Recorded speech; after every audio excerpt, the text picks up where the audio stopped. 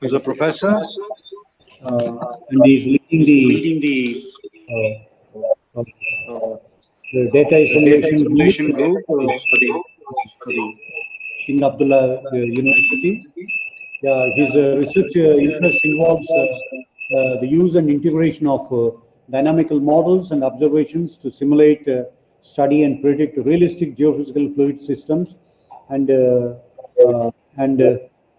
he is very much involved in the development and implementing of numerical models, data inversion methods, assimilation, and quantification techniques suitable for large-scale applications. And his current focus is on the development and integrated data-driven modeling system to simulate and predict the circulation and the climate of the Saudi marginal seas, the Red Sea and the Arabian Gulf. Today, he will be rendering a lecture on towards an end-to-end analysis and prediction system for weather and climate applications in the Red Sea.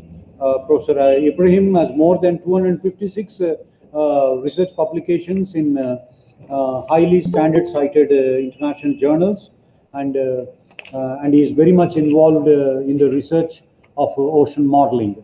With these few words, I invite Professor Ibrahim Hotiet to deliver his lecture on the topic towards an end-to-end analysis and prediction system for weather and climate applications in the Red Sea. Professor Ibrahim. Thank you very much, Ramakrishna. It's really a pleasure, and thank you for inviting me to give this lecture. So my name is Ibrahim, and I'm at KAUST. I did my PhD in applied mathematics, actually, and then I moved to Scripps Institution of Oceanography, where I worked 9 years, and there I learned, my PhD was on applied to the ocean, and there I learned more about oceanography, and then I moved to KAUST in 2009, where we started working on the Red Sea, and I've been working on that around more than 10 years now. And in this talk, I'll give you a general overview of what we've been doing and what we're gonna do in the next 10, 20 years or so. Again, a general overview of what we achieved so far, what we learned so far, and where we're going. And this is where's the title of this course comes. This talk is we're trying to build a complete integrated system to address predictions and also scientific questions in the Red Sea region. Just to quickly, for those of you who didn't, who do not know about KAUST yet, this is our campus. We are on the Red Sea, and that's why of course we're working on the Red Sea. These are these are the university where we work buildings, and we have the community just around it. And in the backyard, you're seeing the Red Sea. We are around 80 kilometers from Jeddah. It's only a graduate university, so we have master and PhDs. Around 65%, 2/3 of the students come from abroad, and they are offered fellowships to do their studies once they are selected. The university has around 160 or 70 professors, and at maturity we are aiming at 225 to 250. So we have openings now in specifically in the area of climate sciences and regional climate modeling. If some of you are interested in climate data science as well, we have an opening. So I'm working with a large team, and this is because, again, we're trying to tackle the system as a whole. We're not focusing on ocean or atmosphere, we're focusing on the area. So we're trying to build a system that can tackle all these at the same time, because at the end, it's all one system. It's Earth system coupled, and to understand really what's going on, you need to understand all of them at the same time. So I'm working with a very nice group of people with very different backgrounds, from oceanography, computer science, visualization, estimation method for forecasting, biologists who work mainly on the remote sensing chlorophyll data. We're collaborating with also many people from different, again, backgrounds as well at KAUST, and also a very large group of external collaborators. I cannot pretend that I'm an expert in all the things I will present, but also we're with KAUST we have a very good network of connections that giving us the opportunity to work with very good people and keep us close to what's happening with the international community. And as you have noticed, we several of the people I work with are from India, from Harry, Sabek, Siva, Ratnakar just joined. So we have several people, Hari Krishan, Rama Krishna.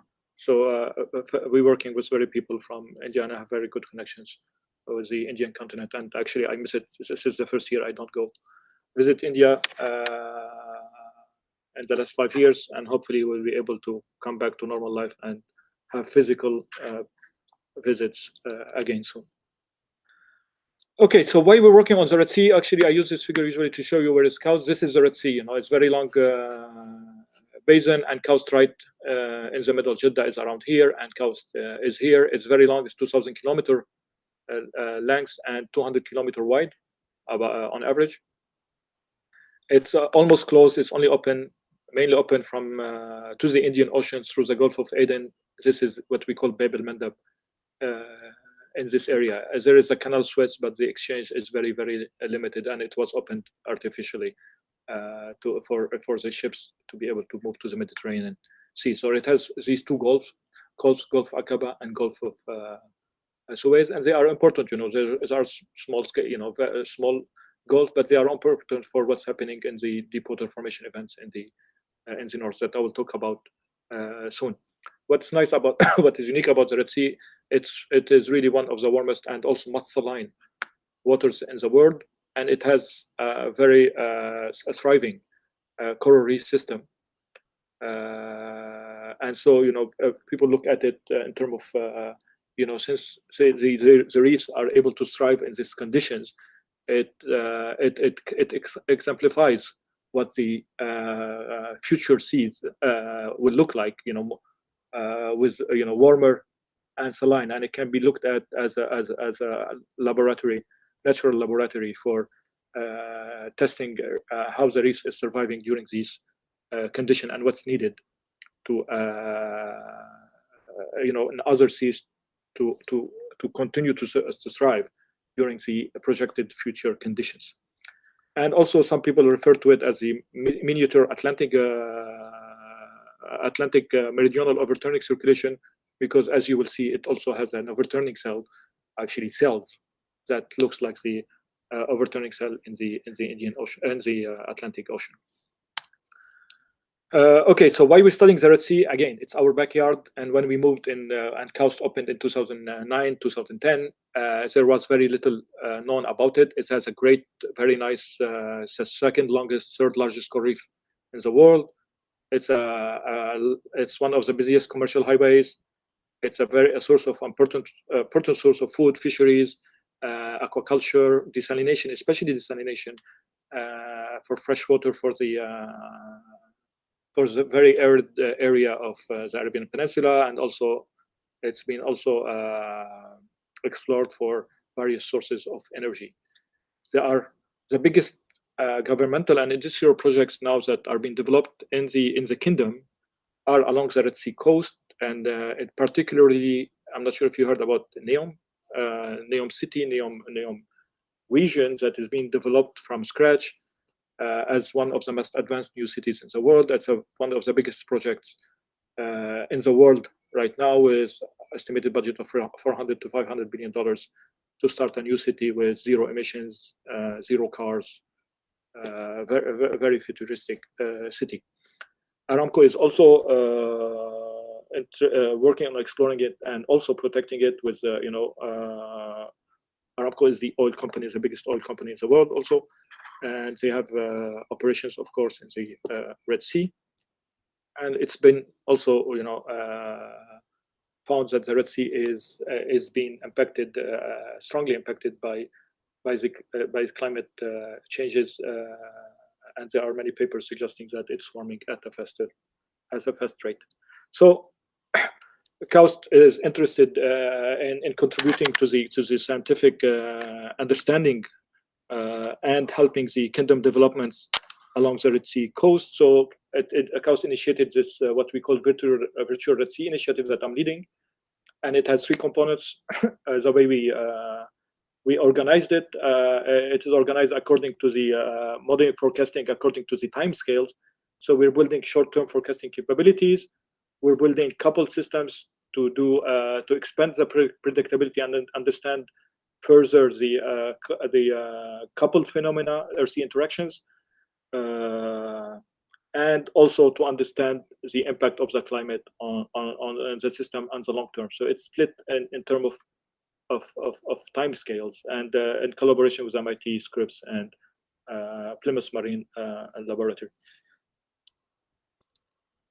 Okay, so our objectives in the Red Sea, it's basically to build a system that can address all of these. Okay, we're not a big center in ocean or atmosphere. We are a group. We are a fairly large group, but also we don't want to deal with too many systems. So what we're trying to build is one system that can allow us to tackle these different questions in the Red Sea. So we are after reconstructing the circulation in order to study the Red Sea circulation, what happened in the past. If you want to know what's happening and what's going to happen later, you better understand what's happened in the past. And then, of course, we want to study the atmosphere, ocean circulation, and their impact on and how they drive the biology. When I talk about biology, I talk about productivity. So it's thin layer to explain how the circulation drive the productivity of the sea. And I'll show you a few examples in my talk. We're interested also in industrial transport phenomena like oil spills, chemicals, pollution in the atmosphere, on the ocean. We want to address these as well and present a system that allow us that can be used in terms of any spill or pollution releases in the ocean or the atmosphere, building operational forecasting systems. And also we are interested in developing the user-friendly advanced visualization tools so people can be able to explore these very large data sets online without being expert in a simple way. I'll show you also a quick example of this. So our approach is, we're not interested, we are focusing on our region, and we're nesting our models within the global system. So we're going from the global system to the regional system, and then we're zooming over the Red Sea, and we are focusing on the Red Sea and develop high-resolution models and products for this region while taking boundaries information from the global system. So this is a machinery we have developed. We started with the ocean, MIT GCM, and then we realized that we need high-resolution atmosphere to be able to well resolve what's going, the atmospheric circulation, especially when over the Red Sea. So we also implemented our WRF machinery. So we have WRF now forcing the MIT GCM and forcing the waves, WaveWatch 3. And with atmosphere and circulation, we can get ecology and various transport phenomena. And now we have WRF, MIT GCM, WaveWatch 3 fully coupled into one system, a project we did recently last year with Scripps Institution of Oceanography. And then we drive our models, or we constrain, if you want, our models with wherever available data to us from ships, from remote sensing satellites, from buoys, from stations, in order to have the best possible solution and output from these models. So they are data-driven with assimilation. Now, this will give you an example of the data that were collected in the Red Sea in the last several years or so.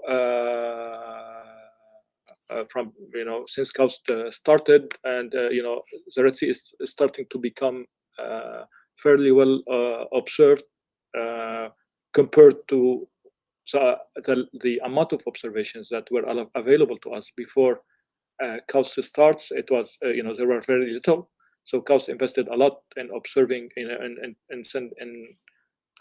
starting observational campaigns in the Red Sea. And as you can see, most of it is limited to the Saudi side. This is the water that we can access. So we observe half of it quite well. The other half, this is where models can come in handy. To give you an example of the modeling capabilities we have now, this is a Red Sea simulation of sea surface temperature, 1 kilometer, and I'm showing model versus sea surface temperature from satellites without a simulation here. It's pure model run to give you how well we are able to simulate what's going on in there, and actually to the point where I can ask you which one is model, which one is data, right? And the answer is this one is a model, and I can recognize it just because we have higher resolution 1 kilometer solution compared to the data, which is around, if I remember correctly, 10, 12 kilometers. So we're doing quite well, and even without a simulation, once we have a good atmosphere, good boundaries, you can simulate quite well what's going on inside, and it's very impressive, to get to this point again without a simulation of either temperature or sea surface height. We're not assimilating anything in this simulation. So based on this machinery, we reconstructed, we developed 40 years of reanalysis from atmosphere, ocean, and waves, and we're using this information at the highest possible resolution in this region. And actually, ocean is 1 kilometer now. Atmosphere is 5 kilometer, waves is 1 kilometer, exactly. And we're using that to understand what's going on from every angle, from every kind of circulations at different scales in the Red Sea. Again, we're specializing in the region, not in one area. To give you an example of difference between the products that are available in the Red Sea from the global product, this is ECMWF, atmosphere wind, an example, and this is our product at much higher resolution in here. And like, I don't know, if if you're interested in wind energy, you have to be very careful what you're using, because ECMWF at this resolution will not resolve the strong wind over the Gulfs, where are ocean areas. And KAUST represented very well because, the KAUST reanalysis, we're calling it, because we have a much higher resolution, and we are also assimilating all data that are available to us regionally and can be handled by this higher resolution system. And we developed also, a web-based tool for this to access this information in real time. But to give you an example, and our idea is to put all kind of information, not only wind, waves, tides, extremes, energy. So it's just a prototype so far, where the information, this is chlorophyll, is available at a mouse click. Extreme temperatures, where the marine heat waves occurred, how long, where that caused bleaching. It's very important as a statistic to get this information. Energy, wind energy, we can put wave energy, solar energy, all of this is available and can be put into one system. So basically, a history of what happened, so people can use it for design. I know the conditions over one area at every point, get statistics. If you click on a point and you get the statistics you want from any quantity you want. And this is what we're aiming for, to include all information, ocean, atmosphere, waves, and pollution, and biogeochemistry, environmental information, if you want, into one system. Okay, so we're using this database and these models to tackle different questions in the Red Sea, and I will give you examples of what we're doing in terms of science, in terms of also applications and contribution to the projects that have been developed along the Red Sea. So to start explaining what's happening in the Red Sea itself, circulation, I'll start from the Indian monsoon, which is very important for the Red Sea, as we will demonstrate. So the Indian monsoon, the winter monsoon, there is this wind coming from the east toward, it's blowing westward. It goes through the Gulf of Aden. There are large mountains in Somali mountains here, so this monsoon turns along the Red Sea coast and form a front of wind blowing along the Red Sea axis, and it meets in the middle of the Red Sea another front of wind coming from the north, from the Mediterranean, and it formed what we call the Red Sea convergence zone of wind, where two front of winds collide for over several months. It's a unique, I think, a unique phenomenon in the world for several months over the Red Sea. And in the summer, because of the Indian monsoon changes directions, then this front disappears. That's coming from the winter Indian monsoon, and the winds start blowing basically southward from the north all the way to the south. And there is another front that comes from what we call the Togar jets. They are Togar Gap, mountains gap, where winds in July and August, June, July, August, blow very strong winds through this gap, and it's also part of an extension of the fed by the Indian monsoon as well, and it contributes to this wind system. This is more or less a major wind system in the Red Sea, and this Indian monsoon, as you may know already, and maybe more than us here in the Red Sea, it generates this strong upwelling in the Gulf of Aden, Arabian Sea area, and I'm talking about this because it's important for the seasonal circulation of the Red Sea. So what we knew before when we started at KAUST inside the Red Sea, this is how people were used to depict or characterize the circulation in the Red Sea. There is a very strong evaporation, and surprisingly, mainly in the winter from the wind. Then in the summer, it loses around 2 meters per year of water that got compensated by water coming from the Indian Ocean through the Bab el-Mandab. So there is an inflow of water to compensate for this water evaporated from the Indian Ocean, and then it gets more saline, it sinks, and it forms this overturning cell. Okay, so this is the Indian Ocean, Gulf of Aden, and this is the northern Red Sea, and the water starts circulating. And this is how people generally used to depict this circulation in the Red Sea.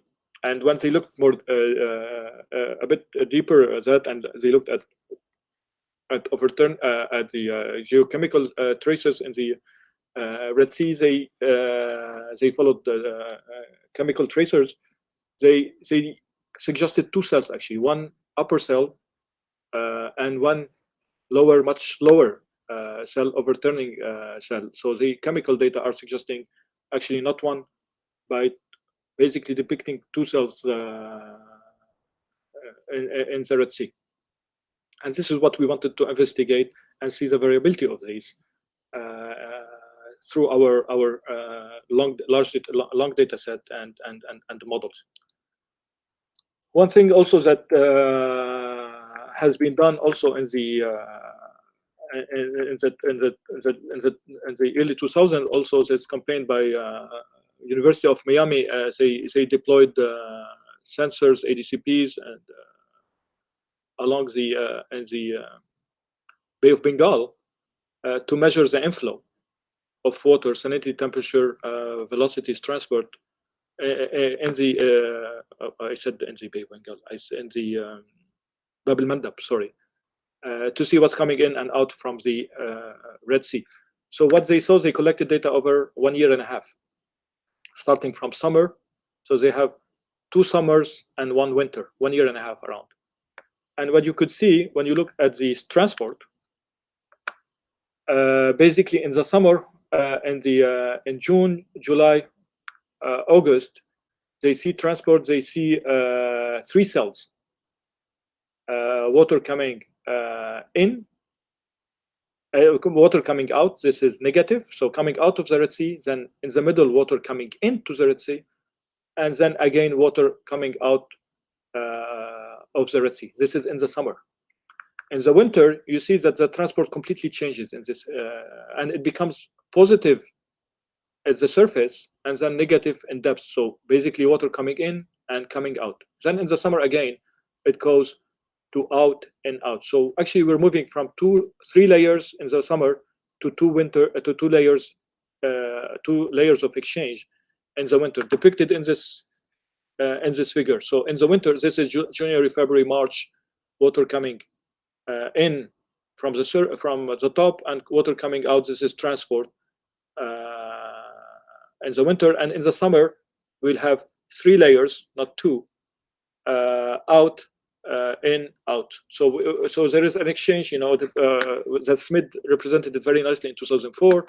In the winter, water comes into the Red Sea, it goes out to the Red Sea. In the summer, surface is out. Then there is Gulf of Aden intermediate water that comes in, and also there is another small layer out. Now, this Gulf of Aden intermediate water is quite interesting, because in the summer it brings fresh water because of the upwelling I just talked about in the Gulf of Aden. It brings fresh water that is rich of nutrients, and you will see the impact of it. I'll talk about it later on. Okay, so there is this seasonal variability in the water exchange between the Indian Ocean and the Gulf on the Red Sea, and the question is, what's happening inside the Red Sea? So this is what we first investigated with our machinery, and we first made sure that we are reproducing with the model the 2-3 layer seasonal exchange, seasonal variability in the Red Sea. So the model reproduces it very well, the 2-3 layers. So we looked what's happening inside the Red Sea, and what we found, we looked at the streamlines, which shows the water flow. This is south and this is north. In the winter, there is this overturning cell that I just talked about, where the water comes in and turns and exit from the Indian to the Indian Ocean, to the Gulf of Aden.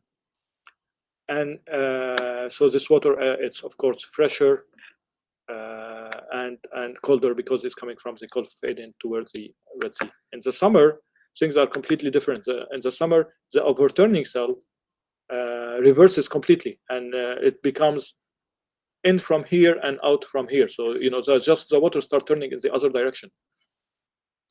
And this intruded water, as you can see, it's much fresher and it's quite colder, several degrees colder. And this intruded water bring again with it a very nice rich. It's rich of nutrients, and it will generate very nice blooms, very important blooms for and make the system productive even in the summer. Okay, so what is the impact of this circulation in the north, and seasonal variability of this circulation of the water when it comes and starts sinking, create mixing in the north, and in the summer when this fresh water comes from the Gulf of Aden on the productivity of the Red Sea. So we have 2 papers published that I will summarize in 2 slides each. When you look at the chlorophyll blooms in the northern Red Sea, so this is a figure depicting showing the average over 17 years or 18 years of chlorophyll in this box in the northern Red Sea, and you see the very clear cycle where we have the blooms of chlorophyll during this winter period when the temperature in red is low. And when we look at the MLD from the model, this is the average temperature, 3D average temperature profiles in the northern Red Sea from the model, and we look at the MLD and we lay it together with the MLD with the chlorophyll blooms. We see very clearly this strong correlation between the blooms and the anomalies of temperature in the Red Sea. So actually what's happening when the water is cold in the northern Red Sea and there is this convective sinking of the overturning cell in the Red Sea, it generates mixing and favor blooms. And we correlated that with the heat fluxes in the northern Red Sea. So the productivity of the Red Sea in the north is driven by important weather phenomena that coming from the Mediterranean. Now, in the same way, in the summer, what we see mainly is the largest blooms are not in the winter actually, but the largest blooms are in the summer. Surprisingly, where usually we should not expect the largest blooms to be in the summer in a tropical sea like the Red Sea, and this can be explained by this intruded water that's coming from the Gulf of Aden that brings nutrients and fuels the blooms in the summer. So we have two different regimes of productivity in the Red Sea, one mainly in the winter in the north, one mainly in the summer in the south. And the one in the south is driven fully by mainly by this by the reversal of the Indian monsoon, and this is what the model is showing for the intruded water. And Kaust with Woodshold conducted a campaign with a ship to collect the nutrients data from during the summer, and you can see that many of the nutrients are entering toward the toward the eastern coast of the Red Sea, as depicted by the intruded water from the model. So understanding the circulation is and its seasonality is providing us a very good way to explain how the system is becoming productive in different ways inside the Red Sea. This is in terms of seasonality. Now, when you look at a snapshot of what's going on in the Red Sea, these are ocean colors snapshots in the Red Sea, and you see very these ocean colors depicts very nicely this Eddy's variability. So there's actually very strong, amazing eddy variability in the Red Sea. You basically, especially in the winter, you will see eddies everywhere, steering biological quantities in all directions. It can be cyclonic, anticyclonic, and we use the models and the data we have to understand what's going on. And we found that the eddy kinetic energy is way stronger than the mean kinetic energy, and it dominates the transport and the in the Red Sea. So it's basically the transport is dominated by this mesoscale eddy variability, and it's prevail in winter. It's not driven by some of it. A few of the eddies are driven by wind, but mainly heat dominated. We did eddy budgets to understand these and adjoint sensitivities, and they mainly appear in the winter and in the north. Now, what is the impact of these eddies on the transport or the connectivity in the Red Sea? So we investigated that, and this is just a tool, online tools that someone can release particles online and follow where they will go. It can be used for oil spill, but also to understand any transport phenomena for users who do not want to deal with large data sets. But we use this data as well as the 40 years of data to understand how the corals areas are connected to each other through the circulations, physical connectivity. And you see very, very, very clearly the signature of the eddies, how they are transporting things around. And we looked at which areas is most connected to the rest in the Red Sea. And the idea here is that if there is a bleaching, which area could be used to replenish the others. And we call the Central Red Sea the mother reefs, because they are the ones that are most connected to, that must connect to the rest.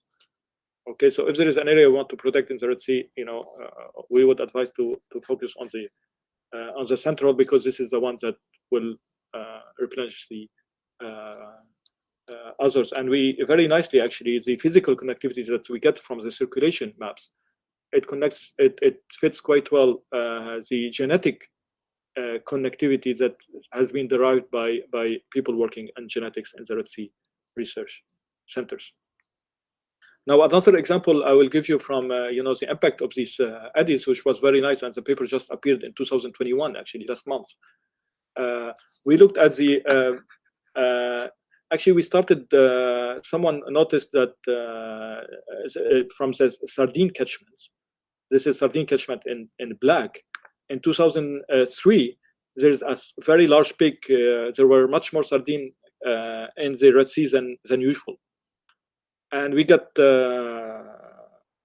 curious, and we wanted to see if we can explain that from chlorophyll. And indeed, actually, when we looked at the mean chlorophyll in the northern central Red Sea in blue, you will see a very large bloom in October, November that is completely peculiar compared to the other years. These are the other years where the blooms happened in the winter. In 2002, 2003, the blooms happened the largest bloom happened in October, November, and we believe this bloom that drove this large catch of sardines in the Red Sea. So we wanted to understand what drove this bloom during October, November. So we looked. So these are the chlorophyll blooms showing what happened in October, November, and you see very strong blooms in the central area of the Red Sea, and you see these eddies. Variability driven actually by the Togger Gap. This is what this is the wind that happens in the summer.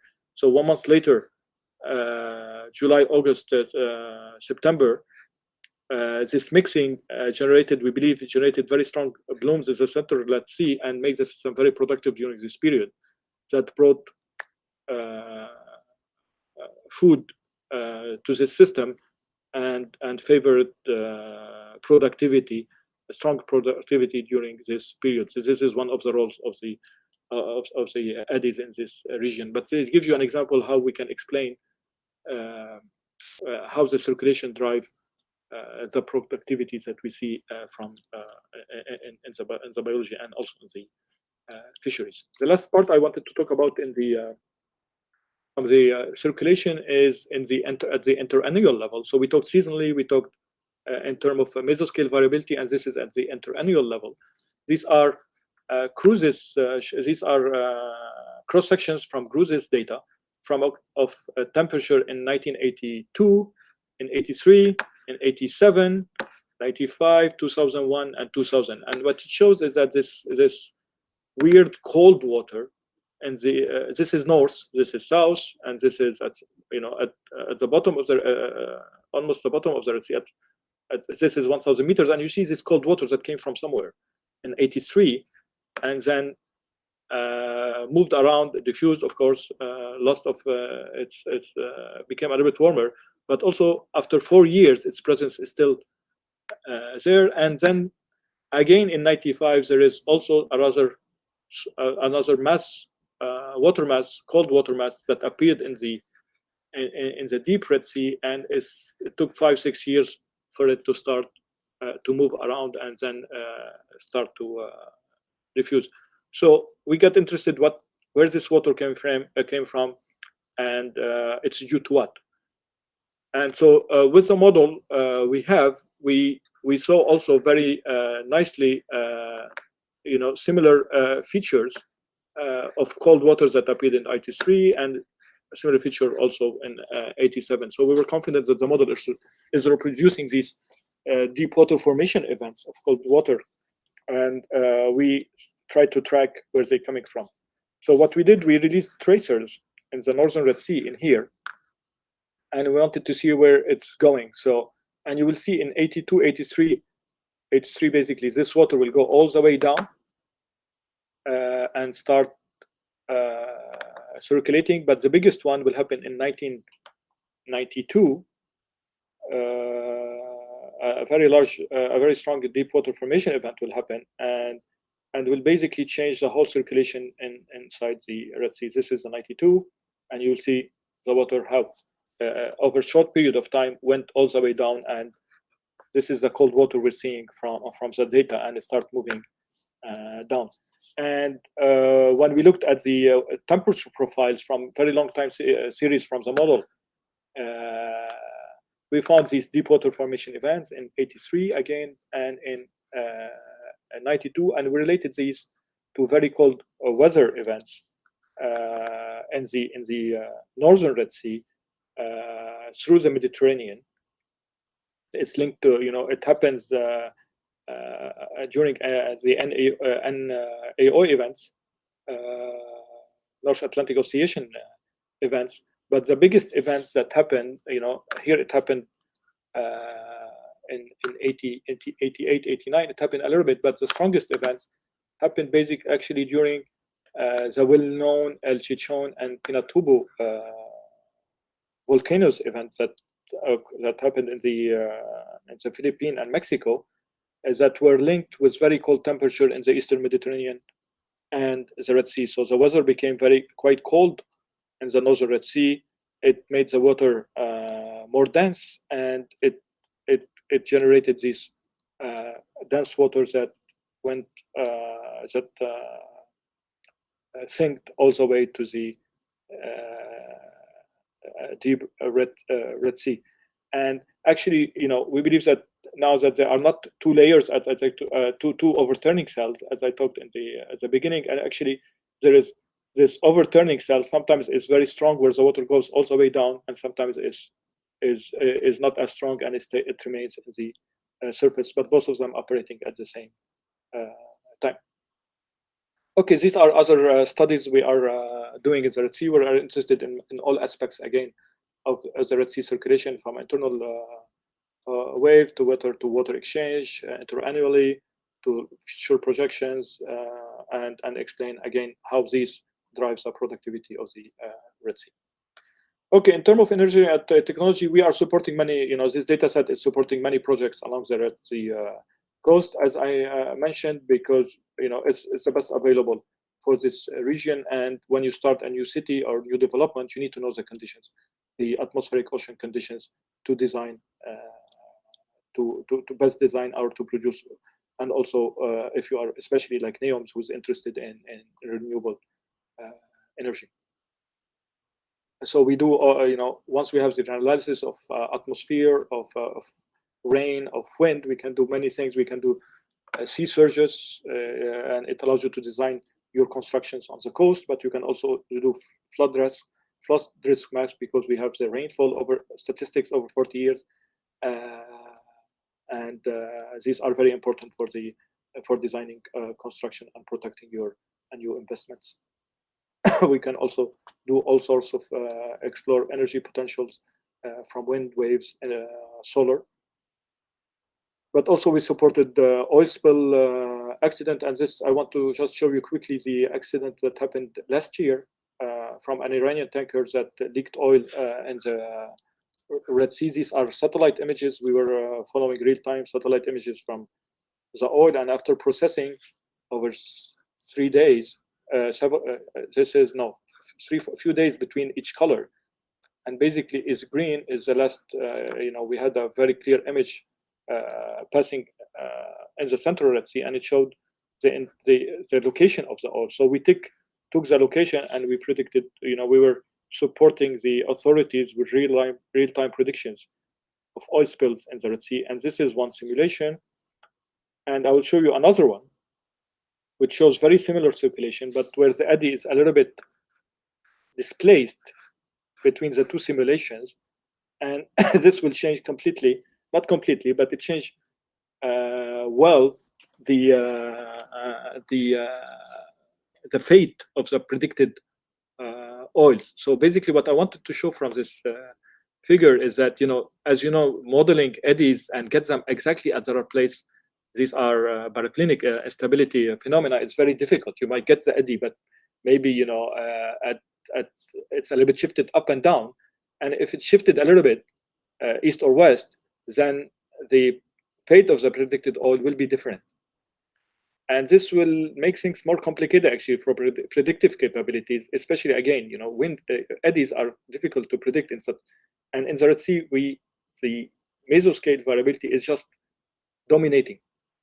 So the best way to deal with that is to take into account these uncertainties in your field if you want to predict the transport phenomena, like in such regions that are mesoscale dominated. Again, is to do it stochastically and constrain your model with the data through satellites, what we call data assimilation, but do it with ensembles, and this is what we're doing now. I will not go to many details in here, but we're doing ensemble forecasting with real data assimilation to try to get the eddies at the right place and also describe uncertainties in the system. And here I'm showing you that the mean of the ensemble compared to the observations, compared to the free, and we do amazingly well when we start assimilating and getting things at the right place to get improved predictions.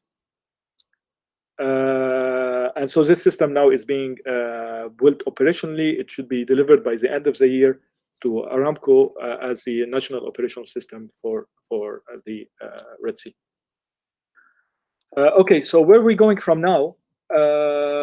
So we have this, what we call a Red Sea modeling system, and it's been again developed to become the operational system for the Red Sea region for short time scales. So we're going in basically in two directions. This is what we're foreseeing for the future, and actually we started working in both directions. The first direction is to start zooming more and more and go to the urban scales from ocean and atmosphere. So zoom in, but also from the same side, from the other side of, sorry. So zoom in and actually zoom out in the sense that we're going to build, as I mentioned at the beginning, subseasonal to seasonal and climate projection system. So from here is basically, I'll show you an example later on, is zooming to the urban scale, city scales. And from here is to build couple models that allow us to push the predictability of the system as far as possible. And we want to enlarge the domain, not only focus on the Red Sea, so we reduce the impact of the boundaries in there. So we have a fully coupled system that is regional coupled system that are able to reproduce most of the phenomenon inside. So what we're doing is, of course, we're continuing studying and understanding what's going on inside the Red Sea. We're including biogeochemistry, WRF-CAM, MIT GCM with biology, biogeochemistry, and the hope of couple exam later on to resolve the carbon cycle. So we're going to full coupling. Ocean atmosphere waves are coupled now. After implementing biogeochemistry from ocean and chemistry from the atmosphere, we will couple these two to have the carbon cycle, have a full system coupled. And we want to continue, assimilate in all these systems. So we'll go to coupled assimilation to try to again push the predictability to the weeks or even months later on. So my last slide, or a couple of slides, is about show you the urban scales, what we're doing. So this is where we are now at the 100 meters, and we're going, we implemented the system CFD at the 1 meter resolution and this is actually KAUST. And the scale is at the second. So this is why you're seeing here wind between the houses in KAUST moving very slowly, but the system is fully embedded, nested within our work. So real boundaries, real time, real assimilation. It's not real time because it's very, very expensive to run. And this is what where we're struggling in here, or not struggling, but also looking for ways to make the system more efficient and to be able to use it in real time. I'll give you just an example of what we did. So this is the KAUST campus. So we included parks, we included even trees in the system, in this urban model, and we took the boundaries from the regional model we have. So all the way seamless downscaling from the global system all the way to the city and between the buildings. And here simulations at 10 meter height, and you see the impact of the trees. There are trees in here, and you see the impact at 10 meters, the impact of the trees on the wind. This is the simulation I just showed you, and now the bottleneck is how to make the system be used operationally, because it is very, very, very, very intensive in terms of computing to go to the 1 meter, and this is where we are now. But we are interested, as I mentioned, we are interested to go to the urban scale. Okay, this is all what I have today. Thank you very much for listening, and this is our webpage in case you are interested to see what other projects we are working on.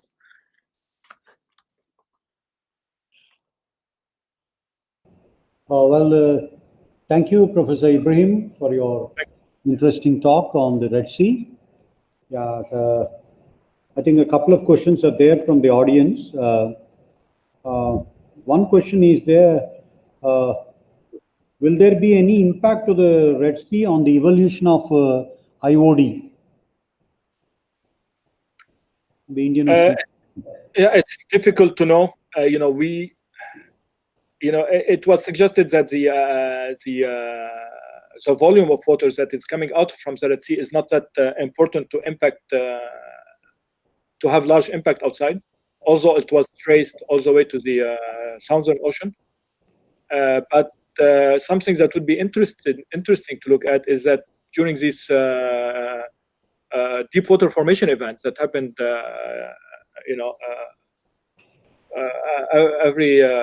every few years, we expect more salty water to come outside of the Red Sea, and it would be interesting to see what is the impact of these. There will be more salty water coming out, and we do not know yet what would be the impact of this water. Okay. Yeah. It's been traced. It has been traced in the Arabian Sea, but that answers. Yeah, it's a good question. Yeah, and the other question is impact on the weather and ocean by a huge oil spill in the oceans and seas.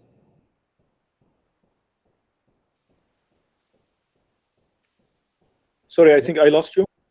Yeah, what is the impact of the huge oil spills on the weather and climate of the oceans?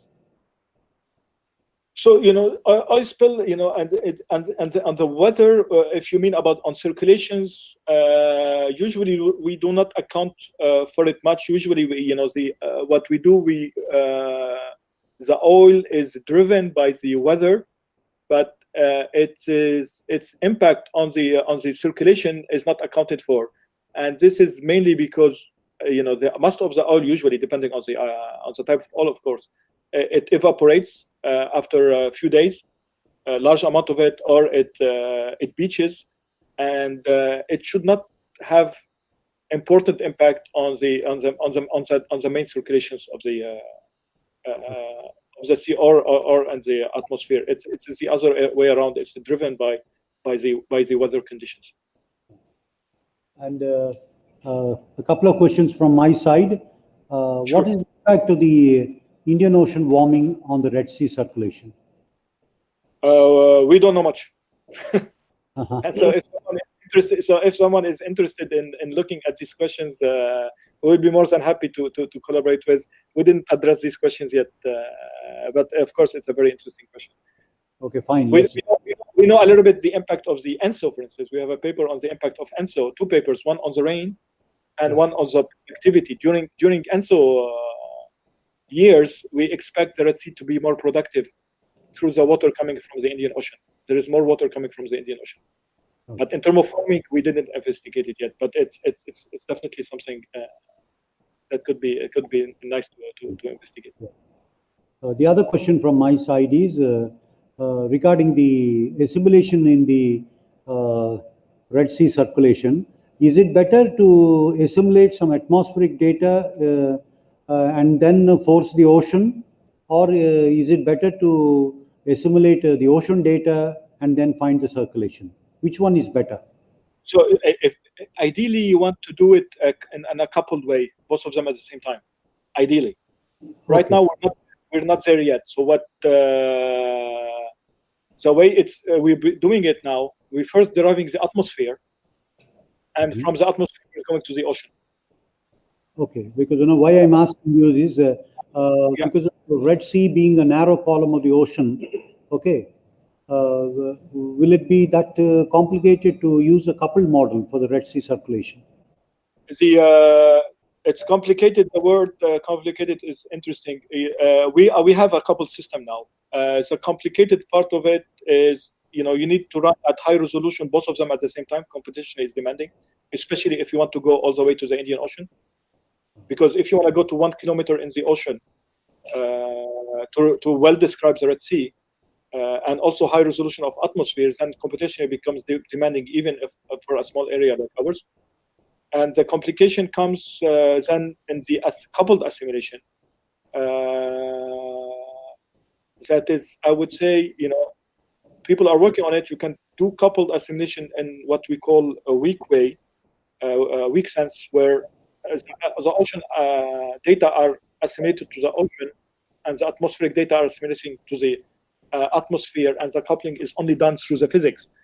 But if you want to do it in the best possible way, you want also to explore the possibility of using the atmospheric data also to improve the ocean state at the surface, or the ocean state to impact the surface of the atmosphere, ocean data to impact the surface of the atmosphere. There is a lot of research around it, yet to the best of my knowledge, they are not operational yet, because it's not that easy to exchange information during the assimilation between the two systems. There is a lot of technicality there, and it's not clear yet what is the best approach to do it. But this is something we are very interested in. Now we have ensemble in the ocean, we have ensemble in the atmosphere, and the question is how we couple not only the models but also the ensembles. Thank you. Yeah. Thank you. Yeah, I think that's all from the questions. Thank you very much once again, Professor Ibrahim, for your very interesting talk. Now I would like to invite our head of the department, Dr. Naidu, to propose a formal vote of thanks to the speaker. Thank you very much.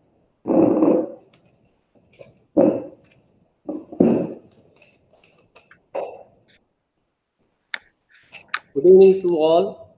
I thank all the persons who have attended the lecture entitled Towards an End-to-End Analysis and Prediction System for Weather and Climate Applications in the Red Sea, delivered by Professor Ibrahim Hotiet. Professor Ibrahim is the most prominent researcher in the field of meteorology. His research involves the effective use and integration of dynamical models and observations to simulate, study, and predict realistic geophysical fluid systems.